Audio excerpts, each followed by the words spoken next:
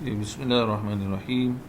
Assalamualaikum warahmatullahi wabarakatuh. I think last lesson we stopped somewhere here in the tissue engineering. So I hope you guys have explored the many applications in tissue engineering. There are so many others, not only limited to the one in these images, but there are so many others. Okay. Next, another field that can be under the biomedical engineering is also known as biomaterials. So biomaterials is very important field actually, mainly dealing with materials that can be used inside the human body. So for example, in medicine, restoring function, facilitating healing for people after injury or diseases. So they've been using natural synthetic for medical operation to support, enhance, or replace damaged tissue or biological function. So, for example, if a person has a fractured bone, right? Fractured bone. So what they have to do is they will have to do a little operation in the part where he has this fracture, and then most probably they will try to put a plate or screws. So this plate or screws is made from materials like, for example, metals, stainless steels, titanium. So this material which is going inside the human body, it has to be biologically compatible. Therefore, you combine the bio properties with the materials. So bio properties combined with the materials, it become biomaterials. So mechanical engineer, they will do the design, right? Mechanical engineer, they will draw the design, test the materials which has, after the drawing they will manufacture or they will print out, they will machine the actual materials, and then they will do the testing, strength testing, corrosion testing, and what else, yield, strain, so many others. Not just that, also some tests on the biotribology. So the tribology of the materials will be investigated, so that the material, when it goes inside the human body, the human body will accept this material as part of the body system. Otherwise, if it is not compatible, it's going to reject this material. So when rejection happen, what will be the case is that potentially the other cells, surrounding cells within the screws and plates, it will not grow onto the implanted materials. So the materials will be attached on the bone, but the bone tissue will not grow on these metals. So what will happen then? They will start to have some sort of inflammation. From this inflammation, they will have some sort of rejections, and then from this rejection, what will happen is there's a complication in the materials matching with the tissue. Therefore, there will be swelling and other troubles, so that they will have to reoperate and remove the material. Therefore, the biomaterials engineers under the clinical engineers, they will do this all sorts of tests, and mainly they will try to replace the biological function of the damaged tissue, so that the materials that will be implanted inside the human body will have the same properties as the original tissues or the original damaged tissue. So modern field of biomaterials combine medicine, biology, physics, chemistry, and more recently influence from tissue engineering, the topic we covered before, material science. Okay, and this field has grown significantly in the past decade. Okay, due to tissue engineering. Another part is regenerative medicine. So this is a great focus field as well nowadays, and more. So what is this figure actually? So there is a inside the blood vessels. So inside the blood vessel there is a what we call clogging of let's say the fatty tissues inside the blood vessels. So they will put this what we call like angioplasties of the balloon, so that it will be inflated inside, so that the spaces that were before it was small, it is now grown bigger. And then they will remove this balloon. So they will remove this balloon, but the things what we call the stent will stay there. This like network what we call strings, it will stay there. So the balloon will be removed and it will stay there. But these materials that they use inside, it has to be compatible and also has what we call a good strength. I mean long-lasting materials. That means it's not going to rupture or it's going to cause some sort of other troubles during 1 to 2 years of usage, right? So potentially it's going to stay there forever for this operation, right? This is potentially one of the application. Next, okay, we are still on the biomaterials, right? These are the general, what we call the general functions, what we call the areas of focus that biomaterials plays roles in biology, chemistry, engineering combination, and then you have this tissue engineering, and also it can goes up to drug delivery. So I have listed here few application that is focused in the biomaterials nowadays. Actually there's so many here application. Right, there are so many application listed here. So for example, we can use these biomaterials system or technologies nowadays in the joint replacement, bone plates, intraocular lenses for eye surgery, something to do inside the eye, bone cement, I mean when there is a fracture or missing of a small portion of the bone, and the replacement of bone materials, so you can use bone cement, artificial ligaments and tendons, dental implants, tooth fixation, blood vessel prosthesis, heart valves. So people can nowadays replace heart valves. Sometimes people have medical conditions such as the heart valve become damaged or ruptured, let's say. What we call the valve is not functioning as before, so in original condition. So you can replace these heart valves with biomaterial, skin repair devices, artificial tissue. For example, people involved in fire burn and so on, so you can replace them with the skin repair. So you have a layer of skin patch on the area of damaged part, so that the skin will grow nicely. Cochlear replacement, people who have problems with hearing inside the ear, so you can replace the main cochlea.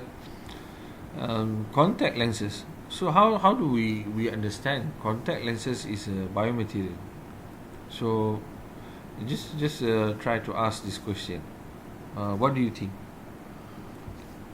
Right, contact lenses. So the engineers or the biomedical engineers, clinical engineers, they already researched on these materials and part, so that how can we produce a contact lens. That means the lens which can stay inside on top of the surface of the human eye.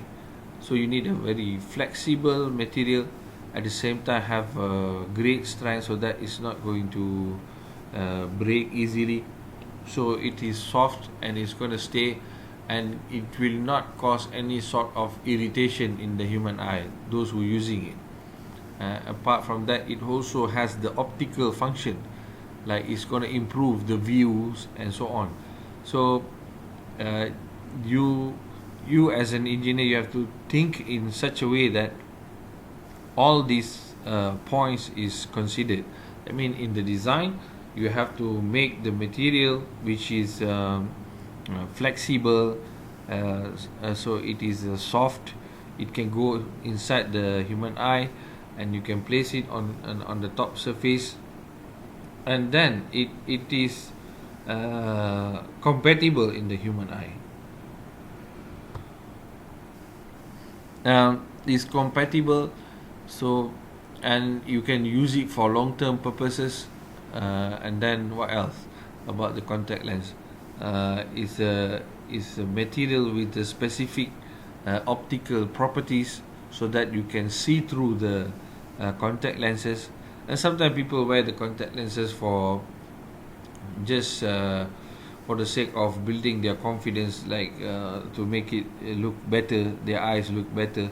So that's also a function. So you have to look at the cosmetic point of view for designing these contact lenses. And then there's also this breast implants, drug delivery mechanism, sustainable materials, the materials that can be used again and again, or what kind of material is suitable for the biomaterials properties. Vascular grafts, stents. Stents is the one that people who has heart problems, the blockage in the blood vessels, so they'll put these stents. Nerve conduits, surgical sutures, clips, staples for wound closure. So nowadays, when they do the operation, they no longer do the stitching part. So what they do, they just staples the wound side. So potentially the wound will close in a few days, and then the staples will be removed. Pins and screws for fractures, stabilizations, and last but not least, surgical mesh. Right. That's already we have covered the biomaterials definition. Now we go on to clinical engineering. This is a specialty area within biomedical engineering, responsible primarily for implementing medical technology to optimize healthcare delivery. So your focus will be in healthcare delivery, in the hospitals, in the places like where laboratory is being used, and so many others. Roles of clinical engineers include training, supervising biomedical equipment technicians, working with governmental regulators, hospitals, inspection, audits, serving as technological consultant for other hospital staff. That means you will be the person in between machine and man. So whenever you have to brief the doctors on the usage of specific machines and materials, so you are the person who will come in between, and who will advise the medical personnel, hospital staff, such as nurse, doctors, and others. Let's see some of the application of knowledge. Where do this clinical engineer will be?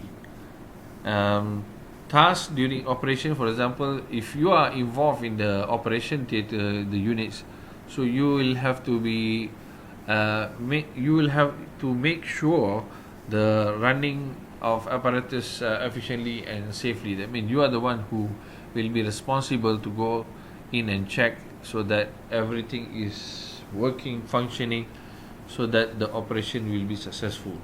And then tasks as medical examination personnel, running the examination machine efficiently in locating the disease. That means you are to up to certain level, you also will pinpoint the areas that been imaged, for example, or the examination has is been done. Sometimes you also will be involved in the intensive care unit, right? Intensive care unit where the medical workplace keep the life supporting equipment, right? So you are the one who will make sure that the life supporting equipment is safe and everything is functioning A to Z. I mean, in very good condition, safely, and it can be used. So as you know, intensive care unit is the cases where mainly for the critical cases. So you will be the person in charge to look after the machines and systems that assisting the people with their life supporting devices. Right, that's on clinical engineering. Next, we move on to bioinstrumentation.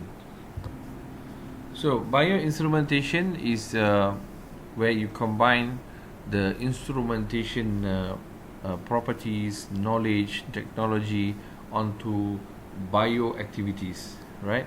For example, in this, if you can look at the image that I provided here. So, the labeling, the colors, and there is a legend, pelvis, thigh, shank, foot, and then here they have this posterior, anterior, and all these labelings, front view, side view, and then down below there is sensor attachment positions. You can see these are the sensors equipped or attached onto the human body. So this is a very interesting field, and it is most what we call suitable and recommended field for the students who graduate under medical electronic engineering, because you will deal with the high tech and then mainly on instrumentation to do cutting edge research, and then you will be involved in the designing and positioning, what we call design and positioning of the sensors that will be used to identify signals from the human body. So bioinstrumentation is known as it's a very important field. So nowadays people do have you if you have heard about drowsy detection machines, the system. So for example, in the cars, now the expensive cars, they have a system that will be able to tell whether the driver is in the alert position, or they are quite close, or they are entering the non-active zone. I mean, they are falling asleep or so on. This is designed through the bioinstrumentation. For example, they have sensors capturing the eye movement, the opening and closing of the eyes, and then the grip on the hand of on the steering of the car. At the same time, there are also some system cameras being used to detect the facial impression.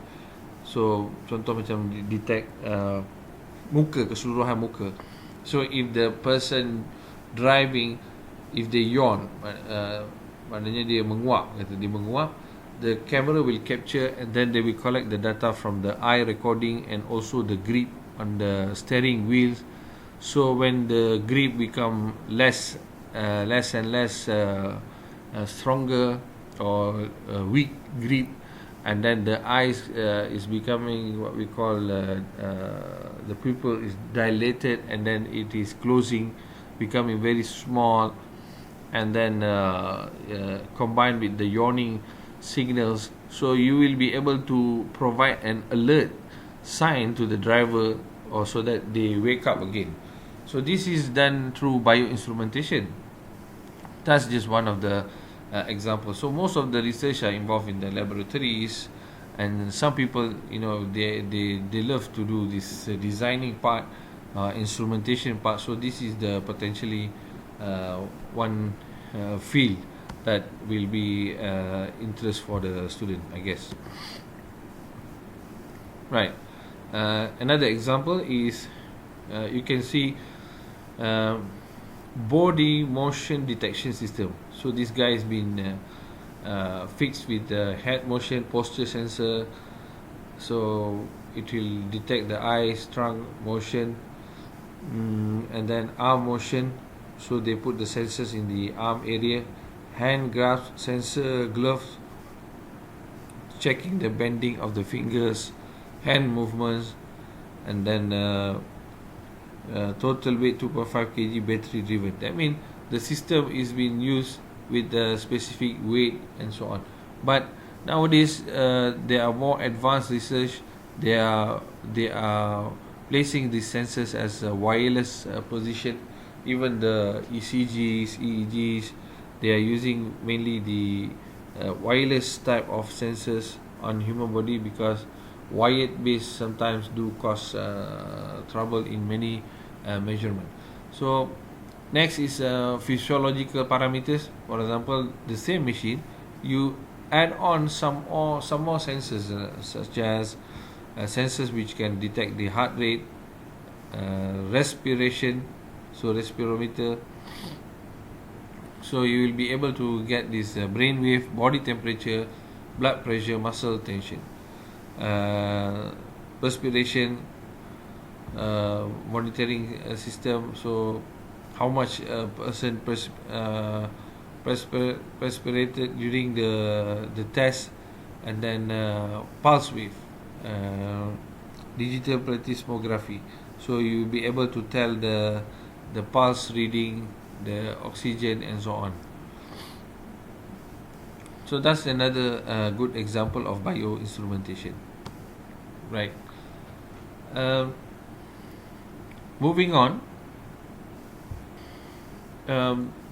Another part is important as a biomedical engineers, so that we are involved with the body or the firm, and also involving with the societies. For example, the one I show in this slide is Biomedical Engineering Societies, BMES, in the bioengineering field. Biomedical engineering, it's a professional society founded in 1968. Society now boasts over 7,000 members and growing. So until today they have this Biomedical Engineering Society. Then in Malaysia, Biomedical Engineering Association Malaysia was established in 23rd of March 2001. It was timely. It was introduced quite close to the time where the biomedical equipment maintenance and clinical practices of in Malaysia. So BEAM is called BEAM. This is a society in Malaysia. Okay. You have to involve in this society, so that you know who are in this field. You know, you can build your network. You can build your connection with other biomedical engineers, clinical engineers, bioengineers, so that it is easier for you to move around. That means once you have connection, you can do collaborative work, networking, and sometimes maybe you will not stay in one place, you will move to another job. So by involving in this society, you will get to know people. Otherwise, you will just be working in the fields, and without networking, it's sometimes difficult to move. Okay, next point that I think is quite important to cover, because since biomedical engineering application, this subject is the one of the last subjects that you will be involved before you graduate. So we do also want to cover a little bit on the career preparation. I mean, any engineers, biomedical engineers or electronic engineers or any engineers. So first and foremost, we have to be a good engineers, obviously. Beyond this, what we said, you need to have a very sound understanding, and you have to work on life science system, and also the terminologies that we use. So I always told my student that you need to sit down and learn so many of the medical terminologies that you will not be afraid once you join the biomedical engineering field. Okay. um, and like other fields as well, you are required to have a good communication skill. This is very important. If you can communicate well, if you can have a good communication skills, that means that's an extra point, because the biomedical engineer provides link among professionals with medical, technical, and other backgrounds. So you will be the interperson with between the medical personnel, so that the professionals, people who selling the equipments, the users, the doctors, the nurse, the technical people, so that you have to have a very excellent, I would say, an excellent communication skills, so that people can understand you. From our experience, we have seen top quality biomedical engineer must have excellent knowledge of physiology. See, I told you earlier. So, like in our course, that we also have introduced our graduates to physiology subject, and also some physiological signal measurement and system. So these two subjects is really important, so that you can make a sound judgment in solving biomedical problems. So after this, when you start to work, people will try to explain some terms on physiology and physiological measurement. So you will be able to, what we call, join in the same discussion, so that you can also play roles and part as a biomedical engineer. So we don't want you to be stay outside the circle, so that when people are talking about physiology, you start to think what is the point they are talking, what is the thing they are discussing now, I don't understand. No, we already equip you with these 2-3 subjects actually, so that you are ready for this career path. And then when working this specific area, so you also need to have knowledge on how disease alters function. This is the field of pathophysiology, so you need to know about pathology, right? And then how the certain few disease, and then how this disease is being addressed with a particular system, machine, and others. So you have to be ready with this knowledge as well. What else?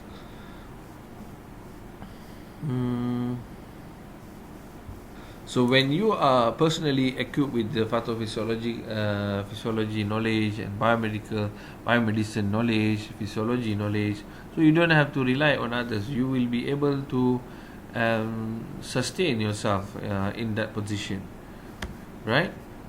And then, okay, we have covered this. You have to be hardworking. So in any job, so hardworking is what they say nowadays. So once you are hired, you have to show to the employer that you are the right person they have chosen. So because you are willing to work in many situation and condition without giving much excuses, and then you understand life sciences, good communications, physiology knowledge, and also another important point is the innovative. You are able to present ideas such as design, or what other methods, techniques to be used in the field, right? So innovative is another part, but we will also try to equip the student in this subject.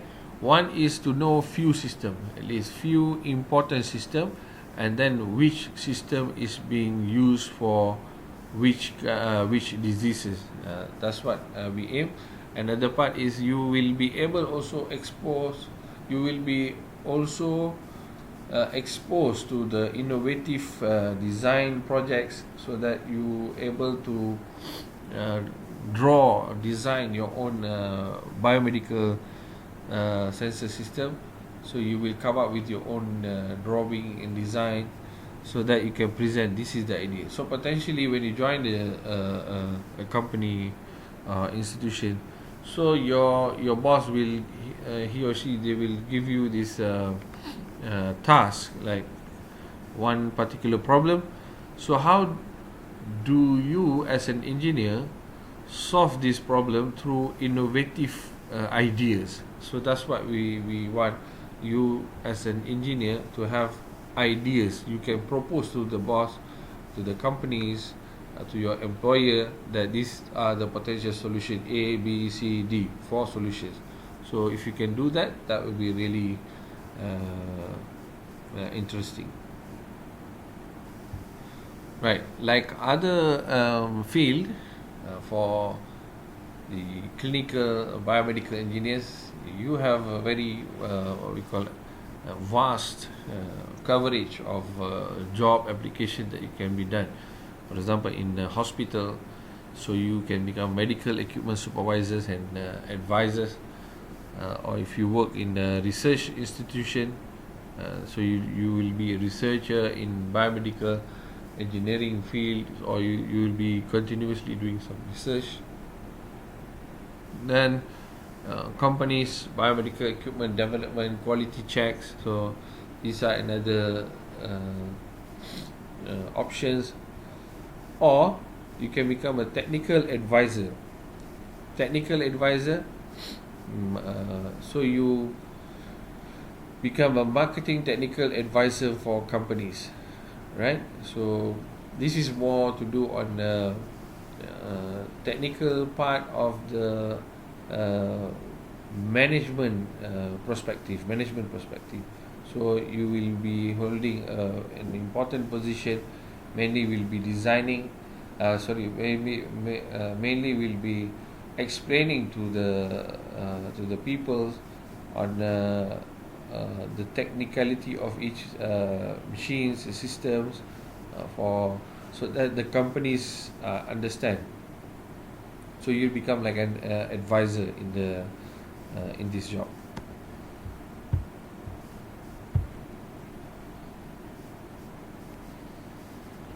Right, and then I'm sure you guys have heard this quite a few years back.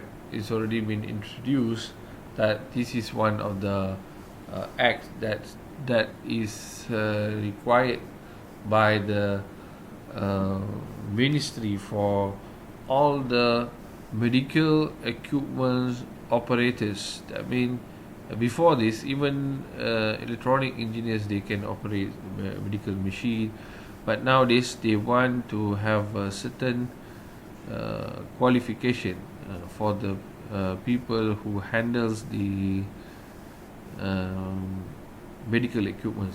So under this Medical Device Act 2012, Act 737 requires medical device to be registered under the Act before it can be imported, exported, placed in the market. For that purpose, you have to register the medical device according to the requirement under the Act of 737, which is declared by the Authority in Medical Device Regulation 2012. Right. This one you can check online. You can search for Medical Device Act. You will see so many important notes and points will pop up in the through online. So this is one of the ethics and codes that they're trying to introduce since 2012, right? Which is good, so that the workers, the people who handles this machine, they know what are the safeties and standards that they have to follow through this Act 737.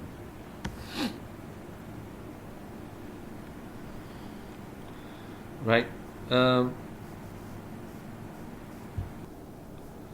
so this is the continuation slides from the previous one. Basically, this is the objective scope and for the ethics codes for biomedical engineers. Guidelines developed to provide information, explanation on how to register medical device under Act 737. So they have the specific system, MEDC, scope of guidelines. Guidelines covers all medical device to be registered under Act 737. So this is just the scope. And then what as a medical device? The term medical device covers any product used in healthcare for diagnosis, prevention, monitoring, treatment of illness or handicap, but it doesn't include the drugs. Drugs tak termasuk. So these are the points covered for the biomedical engineering ethic codes.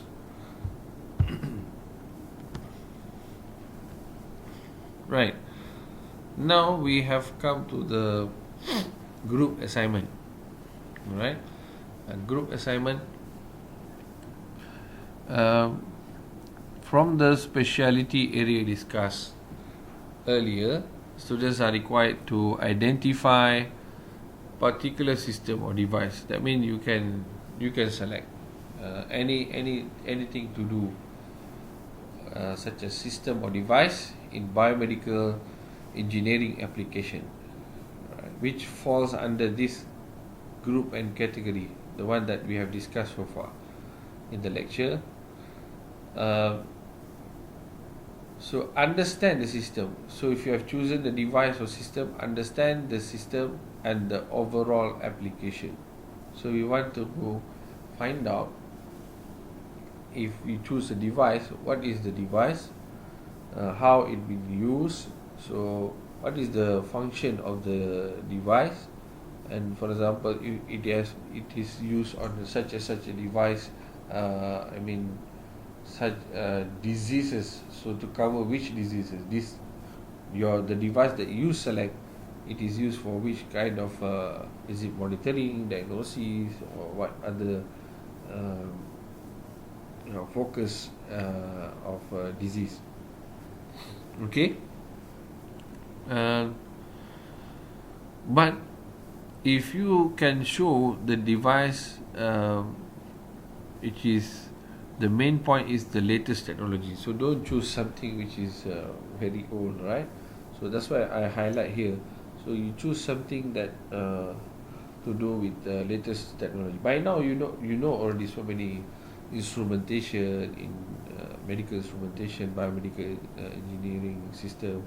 So I would like you to select one particular device or system, and then you explore them. So from this, you will have to do your own slides for presentations. You'll do your own short report. So the report will be around 5 to 10 pages only. 5 to 10 pages only. So not longer than that. And then you will do your group assignment submission, right? So from the titles or idea given. So I would like you to choose the title first, and then refer back to me. That means you refer back to me whether the title is okay or not. If I agree, then you proceed with the assignment. If not, then you have to find out a different title. So I think that's all for this week. So time given for you to do this assignment is just 1 week. So you will have to complete by next week, 1 week from now. So not much time, but 1 week I think is enough to do 5 to 10 pages of assignment. So last but not least, thank you very much. See you in the next lesson. Group, I will let you know. I will inform you who belongs to which group. So I will share this information in our group discussion. Assalamu alaikum wa rahmatullahi wa barakatuh.